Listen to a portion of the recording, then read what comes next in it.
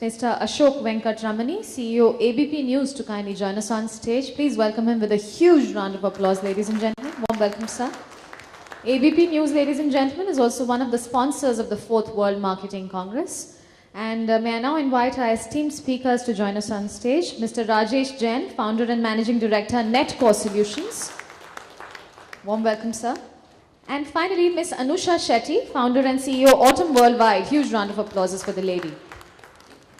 With that, ladies and gentlemen, I'd now like to take the privilege of introducing our chair for this session, Mr. Ashok Venkatramani, who started his career with Unilever, having been with them for 19 years, working on the foods and personal care side of the business in sales, marketing, and general management roles. He was the vice president and business head skincare for Unilever in India before moving into his current role of the CEO MCCS, an ABP group company which runs India's largest news TV network.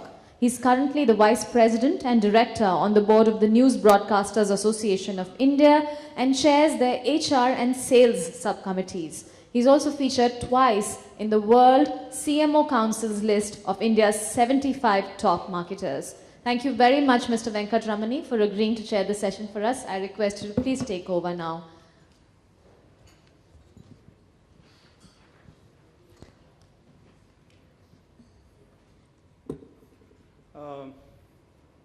Good evening, ladies and gentlemen. Before I sort of start on the subject, I would like to take the opportunity to introduce the two other members on the panel who are going to join me on the session. So let me start with Mr. Rajesh Jain, who is the founder and managing director of Netcore Solutions. He is the founder, chairman, and managing director of Netcore Solutions, which is India's leading provider of digital real-time communications and marketing solutions for enterprises via email and mobile. These solutions help companies manage their customer relationships and acquire new customers. Netcore also provides email infrastructure solutions to enterprises. Netcore serves over 2,000 Indian customers through its products and platform solutions. It is India's largest email marketing company. Its email marketing and mobility platforms send out more than 100 million messages daily. We use them extensively too. In his earlier ventures, he has set up Neeti Digital, which is one of the key organizations that worked in the elections of 2014 for the BJP campaign. And I have a lot of questions to you on that, about today's results.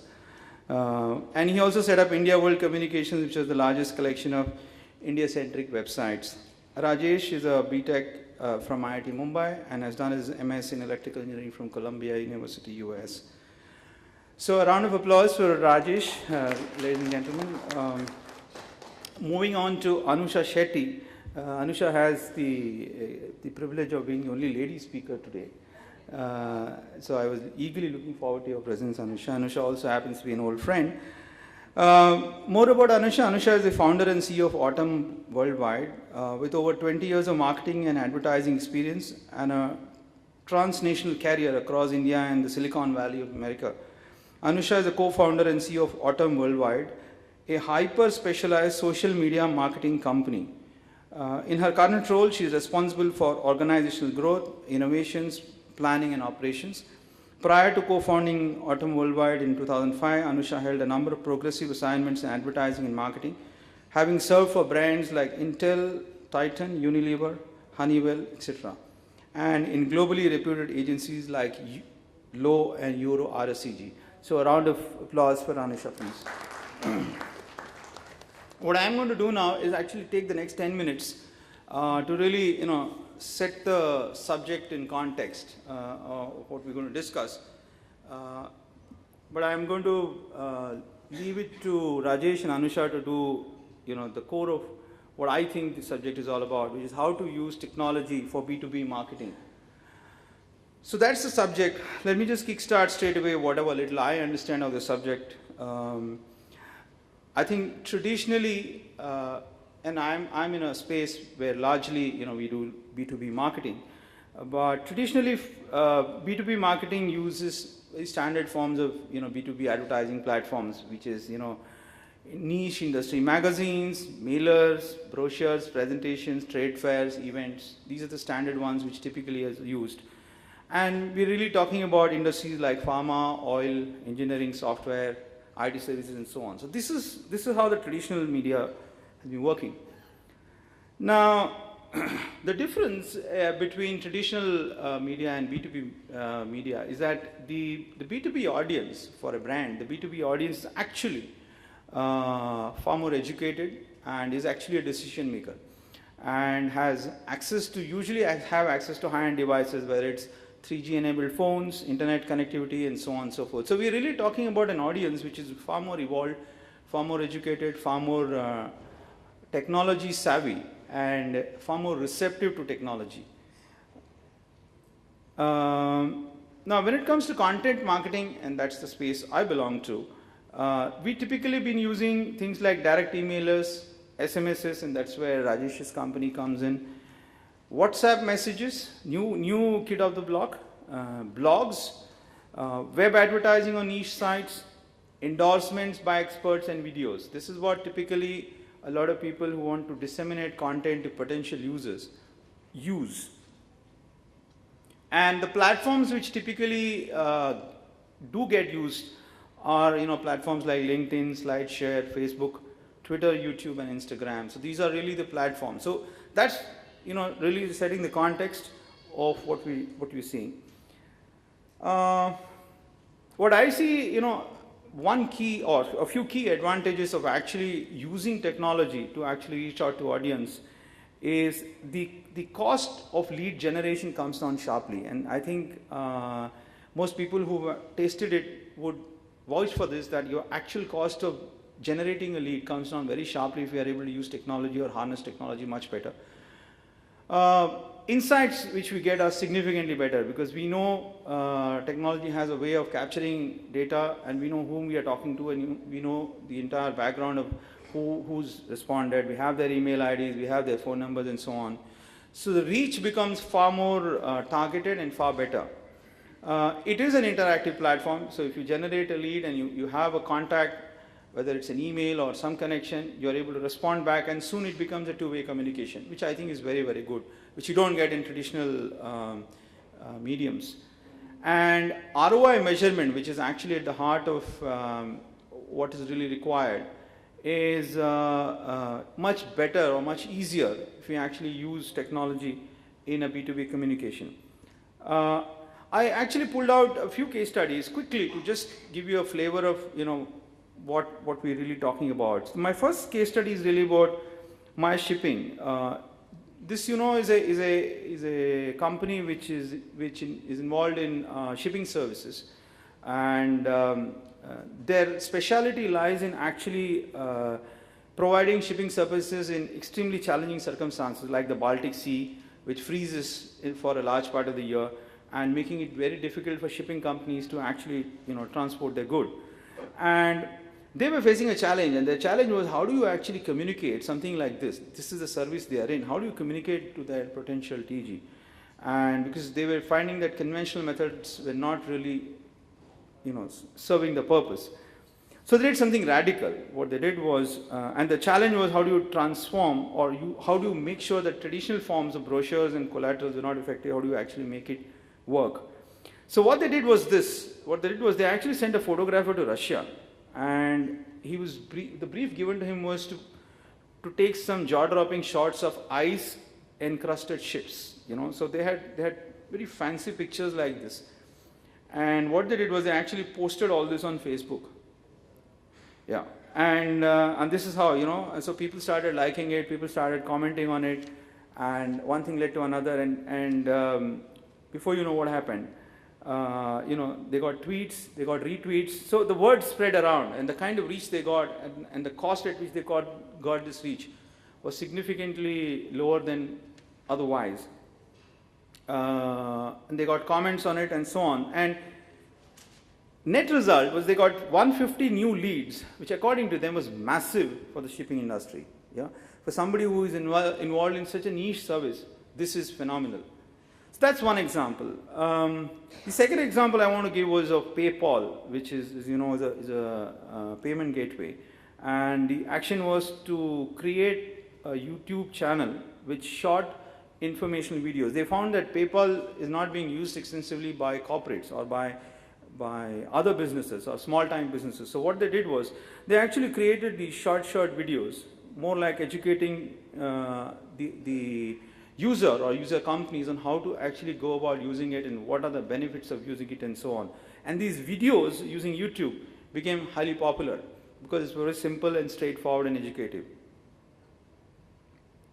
And that's how they actually got a huge amount of improvement in the usage and their awareness. The third example is more from my space, which is the media space. Cox Media is a company which has 14 broadcast stations, 57 radio channels, 8 newspapers, digital services, and so on in America. Now, their objective was to increase revenues by targeting small and medium-sized business, or SMEs as we call in India. And what they did was they actually developed a kit almost entirely driven by technology, and this kit was actually used by the advertisers, and what they did was they created websites, they created educating smaller businesses and reaching them through technology and educating them as to why it makes sense for a small business to actually start using some of their media platforms to build their own imagery. So it was affordable, they could target, and they could actually provide very specific profiles to specific businesses. And that's what small businesses are looking for. They're looking for a certain profile of audience. They don't we are seeing in the traditional world, and it's of course multi-channel. So the 5 imperatives of MarTech. Number 1, can you collect data at every touch point? I think that's number 1. Whether it's in the B2B space or the B2C space, there are multiple touch points that a customer has. Are you collecting that data? Creating a unified view of the customer. Being able to then customize the content based on the profile of the customer and the context. We again heard about social context in the morning. Communicating through multiple channels, whichever channel the customer is most comfortable with. And then predictive analytics, predicting the next actions based on the analytics of a larger set of people. This is a slide from chiefmartech.com. It gives a whole landscape of companies.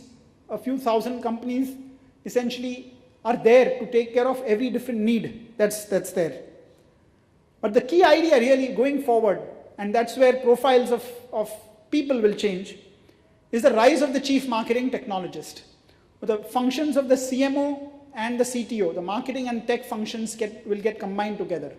I think going forward, I mean, many young people studying in the audience, I think work while you're studying, build both of these skill sets. You need a good idea of marketing, but you also need to understand technology. Many articles on these across media in the last few months. And again, read this slide later, but really what it's saying is how the world of marketing and technology get combined together because of the customer is changing, and the customer has got digital methods of interacting, and therefore leaving those droplets which can then be analyzed. And this will create new winners and losers. And we've seen this again in some of the examples which were talked about earlier in the day by Neeraj also, Uber and others, where companies in the last few years, because they don't have legacy, they build themselves differently. Okay, even in India, we have now many such examples. So this is a sort of turning point. It's a critical juncture for various businesses.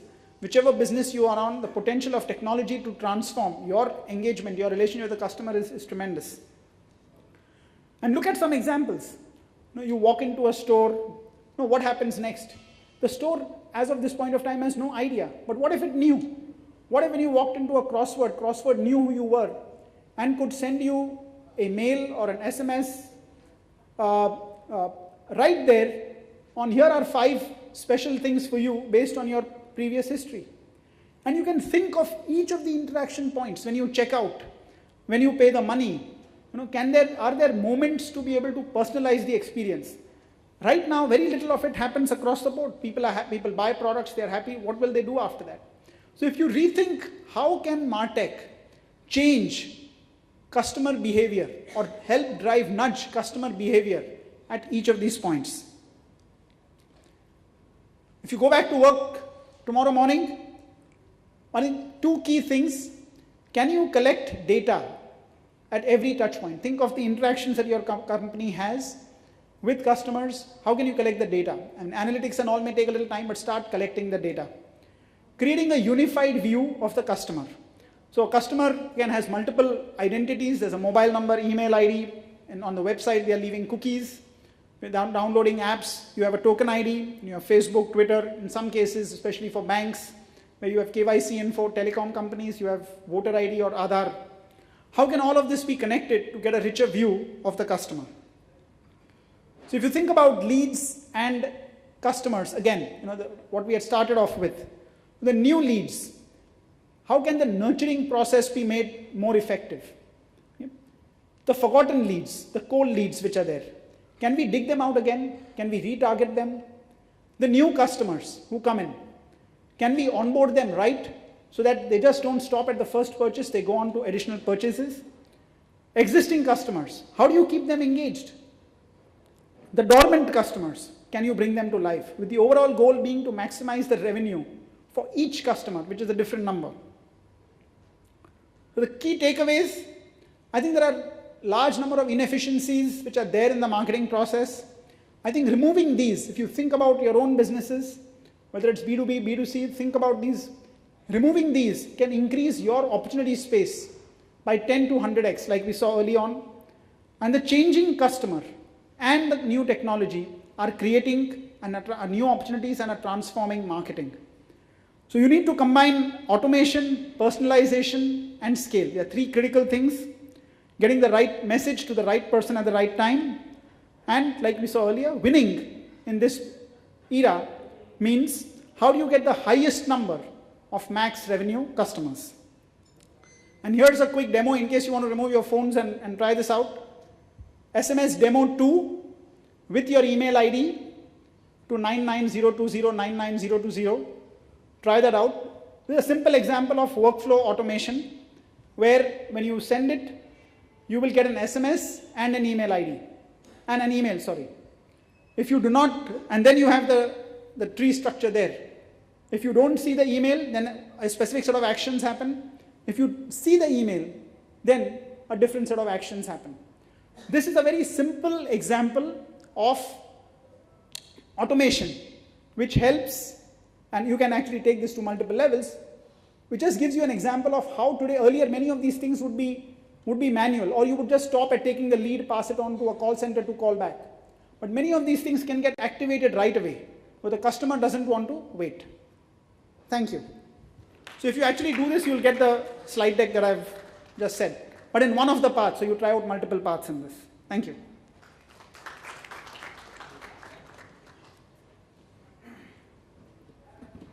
Hi, good afternoon. So while I quickly load my presentation, I must actually comment on both what Ashok said and Rajesh said. I think they set the stage for me. Ashok, just a couple of things. I loved what you said. You said this industry is still like a child.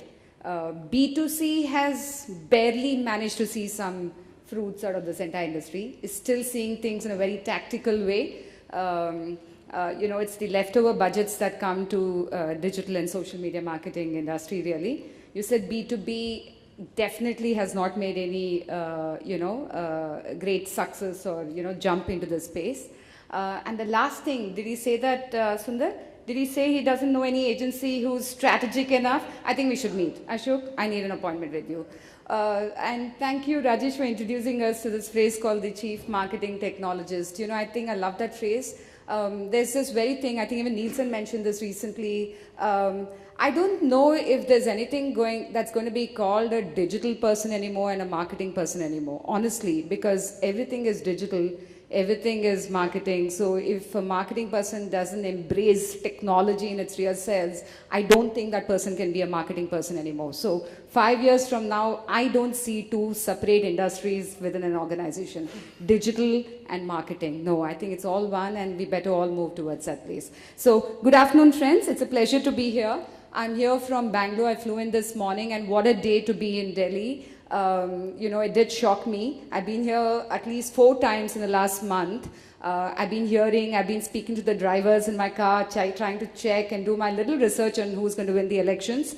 And what a day. I know that the next couple of months, over the next many weekends, a lot of us are going to be speaking about this amazing win that the AAP party has brought in. Funnily, there's hardly any traffic, and I know where they are. They're all in front of the TV watching that news, I'm sure, you know, irrespective. So let me just quickly load my presentation to kind of start.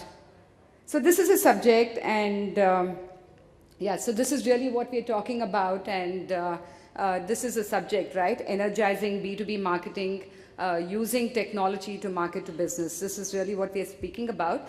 Let me just quickly ask you all a question. You've all been very quiet. I think I'd love to hear your voice, but let me ask you all, how many of you actually come from a B2B space? Okay, so that's a decent set of hands out there. So, you know, I come from a typical traditional agency, right? So very often we're in front of B2B clients. And like most agencies who want to flaunt their best case studies, so we're sitting there and flaunting our best case studies. And then we have this client on the other side, right, who's looking at you seriously, giving you a very, very sweet listening, and at the end of that conversation is giving you this serious look and say, okay, fantastic, all these examples come from the B2C industry, but can you tell us what B2B marketing can really do for us, right? So there's this whole question, speculation, question mark, you know, this lack of belief that the technology space can actually provide some kind of strategic value to B2B businesses. And this is very evident in all faces that we normally meet. And I see that question literally being thrown at me as a challenge. So when I got this mail saying that, you know, can you speak about B2B and how technology can help in marketing, I couldn't help smiling because it felt like, you know, there was another client speaking in the form of Mrs. Sundar. So I'm happy to be here and actually talk about this. You know, the first thing we did is we handled some of our clients, and I do work with the B2B clients. It was very easy for me to say, let me just pull up some case studies and take it. But, you know, Ashok is absolutely right.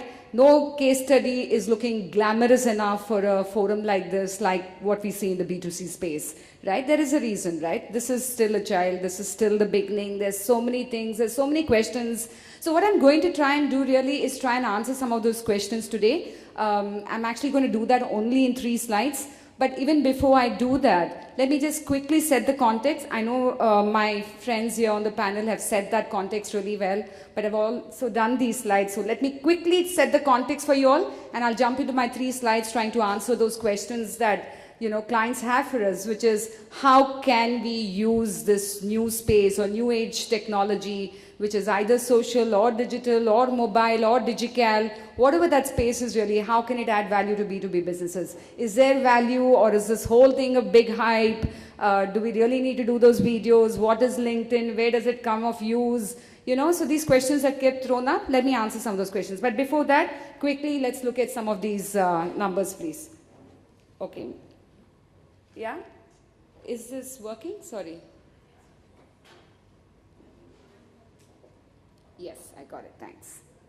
Yeah, so there are 3 billion people online, right? So let's just look at these numbers. B2B, you know, sky's the limit. Across borders, we're selling. Look at some of these numbers quickly, right? Specifically in India, the number is very small, right? The internet penetration in India is very small, very few people, just 300 million people. But then look at what's happening with phones today, right? 1.3 billion population in India, but 943 million people have phones, own phones today. You know, we all know that last year was a milestone year for the internet because the mobile internet overtook the fixed internet connectivity last year, right? I don't know whether there is any more difference left between feature phones and smartphones because all feature phones are just getting smarter and smarter. Right? The gap is getting really low. Everybody out there has a phone there which seems to have an internet connectivity. So I don't even know if this number plays good anymore for us because the phones is really where the power is in India, and which means that information is at the click of a finger, right? Everybody seems to have this power in their hand. Now, what does that mean? Does this mean that this is just a consumer phenomena? Very often I get asked this question at a client end, right? Saying that, yeah, all this works, but you work with B2C clients and this works really well there, but what happens to B2B? But these are consumers and this is case studies, and is this just a consumer phenomena? Let's just look at the numbers quickly again, right? 73% of people, right, actually do work-related media consumption online. That's a big number out there. 3 out of 4 senior leadership team members are online. So unlike the belief that maybe people are not online, let's just look specifically at numbers on social media platforms, and we just pulled out some data across social platforms, and there's close to 66 million people on social media platforms itself, right? All of us believe that the 18 to 24 is online in the social space, and that's really not true. There's quite a big number out there sitting on the social spaces, right? The recent study by BCG, which actually looked at numbers, said that 34% of e-commerce transactions, for example, happen out of tier 2 or tier 3. The other interesting myth that they burst is that, unlike the belief that people believe 18 to 24 is a dominant, powerful age group in the social space, BCG's report of 2014 actually says 24 to 34 is really where the power is. These are the guys who are actually making big decisions socially, or in the digital space. So these numbers are beginning to look. So leadership team, 66 million people sitting on the social space, right? 94%, right? B2B research done online. Can we all connect with that? I mean, in our own spaces, while we're searching for information, you're looking for a service, you're looking for a solution. Is that a fair number to believe that we're all searching for information online? 70% actually start this task by searching on a specific search engine. So which means that, this whole thing about digital and only a consumer phenomena actually starts looking very different when you look at numbers like this, because all of us in some way, while we are consumers and, buying stuff at one level, we all represent some organization or the other, right? And we do take the habit of digital to our work. We are searching, we are researching, we do transactions online. So there is something that is happening. And there are all kinds of stakeholders within a company, right? Now in a B2B space, for example, when we're trying to sell into people or sell into organizations, there are multiple influencers and decision makers within an organization that you need to influence as a B2B organization. Where do you start? These people are all over the space, right? So it's not necessarily, so I showed you some numbers, and I'm sure all of us can just connect with this, right? They're all over the digital space, whether on a social platform, they're reading digital news, they're absorbing stuff on a search engine, they're mobile, they're getting emails. WhatsApp is really big in a lot of lives. So they are all online in some format or the other. So if this is true, and if you can connect and believe that there are people, and this is not just a consumer phenomena, this is there, and these are the very people actually who represent some organization or the other, right? And so therefore they take that digital habit into their workplace. So then the question really arises is, what is the entire complexity associated with B2B marketing? If these people are there, why is it that we have to limit this whole thing to a B2C marketing technique, right? So let's just look at traditionally what used to happen in the social, in the traditional space, right? There were 3 questions that as marketers we always asked each other, right? Who do we market into? What do we tell them? And how do we do it, right? So these are the 3 things that we asked ourselves. And in the digital space, maybe this has gotten more complex, or should we look at it the other way around? Has it gotten more easy? I loved what Rajesh said, which is really to do with the fact that here is a space that you can target people. You know exactly whom you're talking with. You know what to do. You can do customized, fragmented content communication to a person and actually try and influence a person in a way, right? So this whole digital, social, mobile challenge can actually be complex if you think this is complex, and it can be actually easy and make things work for you if you wish it to be. So what I did really was to put together a couple of slides just to show you how one can do this in the B2B space. I've got 3 slides, and I'm going to take 3 scenarios of how you can actually take technology into the B2B space. And it pretty much overlaps with what Ashok and Rajesh have said, but hear it from me now again, right? The first thing that I'm saying is that as B2B marketers, it's critical for us to listen. And I'm sure you've heard this from morning. I'm sure a lot of you have heard this between various speakers in terms of social analytics or social listening, or or what Rajesh just said, which is be an informed consumer, marketer, tap into insights coming in from various platforms. I know that while we share this, very often again I'm back at client end and I'm talking about listening and trying to sell a solution into the listening, and I see this huge question mark on clients, on the client's face, which says, okay, I know that you want me to buy into the service, but how does it really help me? I'm not able to see the big picture on this whole thing. How does social listening actually, let's say, contribute into growth? Right? See, I have my problems, I need to grow, I have targets, I have challenges. Can you please talk relevant language with me? I need to understand how listening actually helps me with growth. So let's just look at an example, okay? So let's assume that, you are a B2B organization, and whichever domain you are you're associated with, you're listening, right? And your primary reason that you are listening is purely because you wanted to kind of get some domain knowledge. Let's assume that you're in power, you're in manufacturing of some kind, you're, let's say, a steel manufacturer for all you know, right? So let's assume that you're in this space, and in your domain, all you do is open up your listening ear to conversations and to things that are happening around you in the ecosystem. And because you were listening, and I want to just show you how this whole thing really works and how the dots get connected, and because you're listening, let's assume that you hit on some questions which happened on Quora, for example, right? I'm taking examples of where this could happen. Let's assume there was a question on, let's take technology, for example, and somebody's saying, hey, you know what? We're planning to develop a CRM, customized CRM system for this company that I manage. I'm in retail and I need to develop this. We have our unique challenges. Does this happen? Do you think customization is good? Or should we pick up one of those ready-made tools and do the last mile customization? I'm giving you an example of the kind of questions that you probably tracked on Quora. And the reason you track this is because you were listening, right? Now, what can you do when you see a question like that? Very often I'm watching various forums and LinkedIn platforms. I do see innocent questions that come up like this. And as customers, typically, you're looking for a solution, very often we believe that's the right space to ask, right? If you had a problem or if you had a challenge at a personal level, you would walk up to your family member and talk to it about it, right? So similarly, if it's a business solution that you're seeking, there's a good chance today, with the kind of habits that you have in the digital and social space, you would post this question on some forum, relevant forum, right? And you're expecting somebody to come back and answer. Very often, what do I see? I see a lot of service providers, vendors jumping into that question, right? And before you realize, I see a lot of sales spiel happening over those questions. Yes, I know, and we are this, and we are great, and talk to us, and very happy to take this offline. We can call you anytime. So, you converted something which was an innocent question, somebody trying to learn, into something that was a sales spiel, and therefore going out of the window. Right? So imagine you were listening, you managed to track a conversation which was relevant to your industry, and what do? You just go back and answer that question,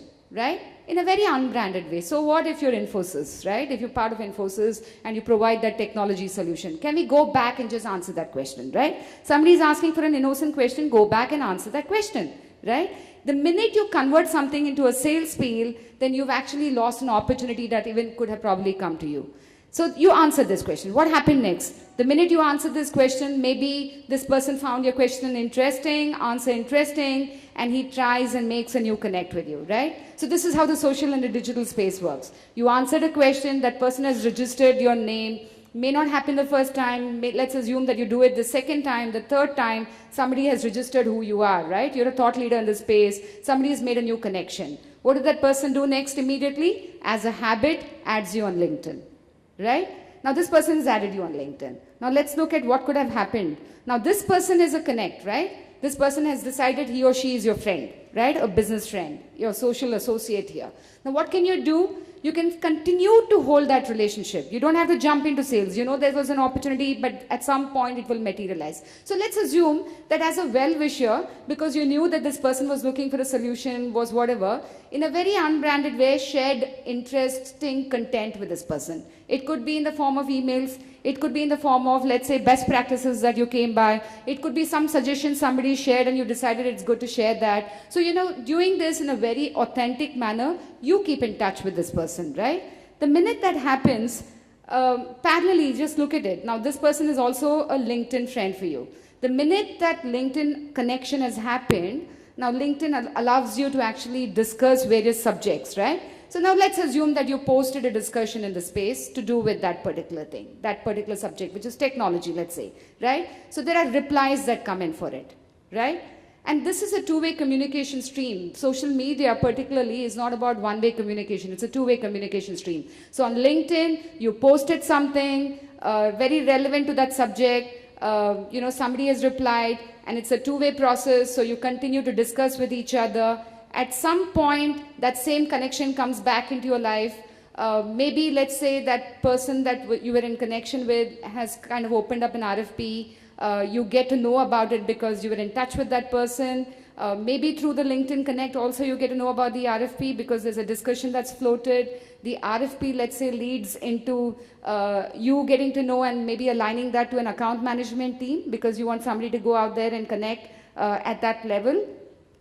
And therefore you participate in an RFP, for example. Of course, you still keep your friendship, right? Just because you got your business, you're not out of this whole thing. Now, as a B2B enterprise, right? Now you can turn around and say, what use was this? Is there a magical return that happens? I listened today, did it give me a lead? Very often, when we sign up with clients tell me, please give me a commitment on how many leads you can give me out of this whole thing, right? Now, sometimes answers in the social space, the reason why the social network works, it's because it's authentic, it's pure, and it's untouched in many different ways, right? The minute brands start to play a sales-led role in the space, like the advertising industry, which is print and TV is expected to sell, right? And as a consumer, you have a right to watch that ad or not watch that ad, right? But in the social space, it is about pure connections that happen and pure social networking that happens, which gives you some kind of results. So take a look at this. If you hadn't started the listening,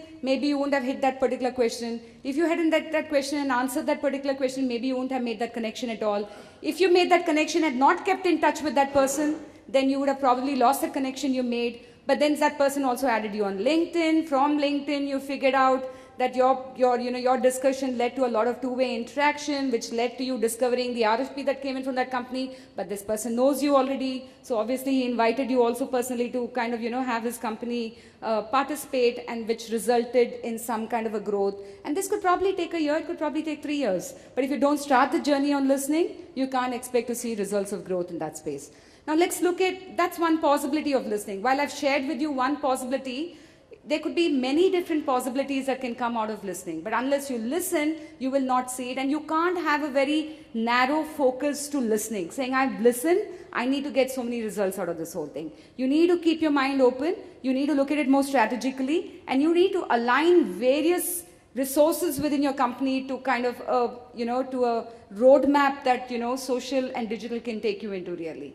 Now, the second thing I would like all B2B marketeers to know is that on one side, while you're listening, the second thing that you need to definitely do is,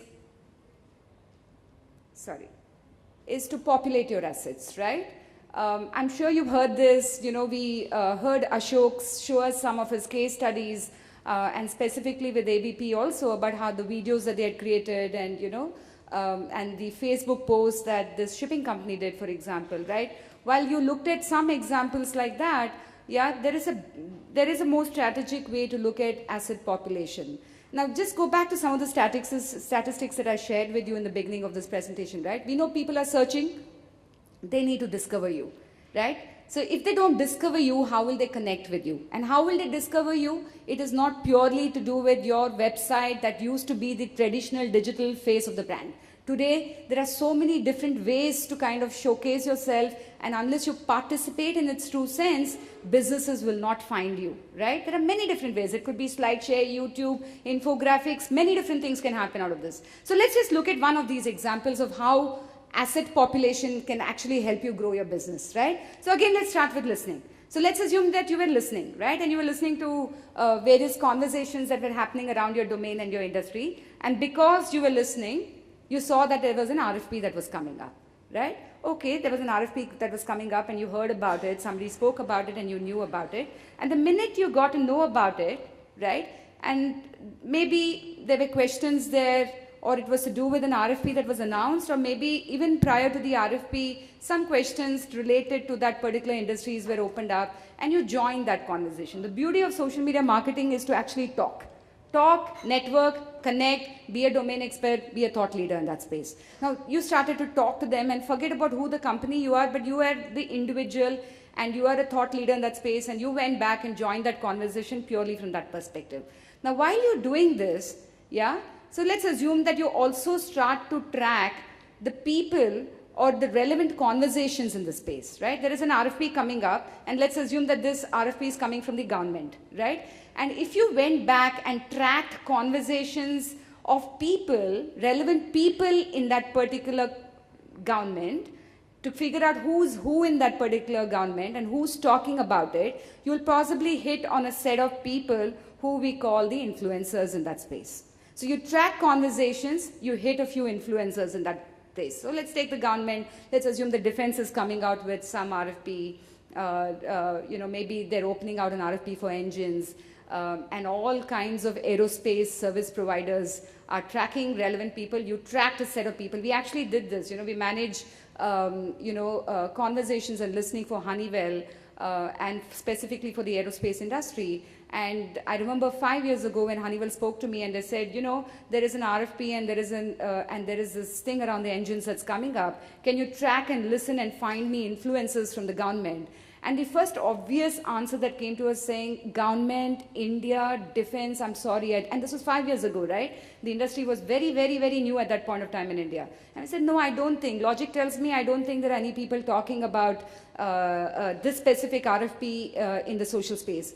So they said, no, go ahead and try it, because we're happy to invest and see if this is really happening, because this is an important RFP for us and we want to build relationships here, right? So we went back to tracking and we were shocked, friends. 5 years ago, on a space like aerospace, defense, government of India, on an average, every day we would find at least 60 conversations happening around the RFP. Either, conversations from the government, from competition, it could be anybody, but there were at least 60 conversations specifically to do with this RFP that was being discussed. And in the process, we found influencers, right? So we knew who those people were within the government who were more technologically savvy, right? Who were more digitally savvy and who would play the role of an influencer within that organization, right? They may not be decision makers, but they were influencers within the organization. So let's assume that we track these influencers, right?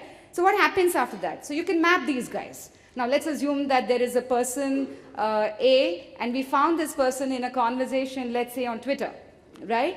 The minute you find this person on Twitter, can we socially map this person and figure out whether this person exists in many different avatars in the digital and social space? What is this person known as on Facebook? What is this person known as on, let's say, YouTube? What is this person known as on Quora? Can we socially map this person and figure out the identities of all these people? What do you do when you get to an information point like this, right? Meanwhile, the influencers that you have identified, right, you can hand over to the account management team, because B2B is all about account management, right? Nothing is purely social or digital or communication led. The whole relationship management plays a very, very big role in marketing here. So let's assume that you found these influencers and you handed over these contacts to your account management or business development team who actually build relationships within these organizations. Now, what do these guys do? Now, these guys can use what we call influencers of influencers, right? Now, influencers in the social space are people who have influence in the social space. Now, there are already existing influencers in the government, right? And we need to find influencers of these influencers, right? And this is a big term in the social space. So can we find influencers who can probably help to seed content for us on behalf of us, right? Maybe if I go there as Honeywell, maybe these people will think I'm doing a sales spiel. But if I find a well-wisher between us and I ask him to seed some content for me, is there a possibility that this person can take better value for me, right? Now, because I'm also socially mapping these guys, right, I'm able to find that common thread. I'm able to find who is that friend. Take an example of LinkedIn.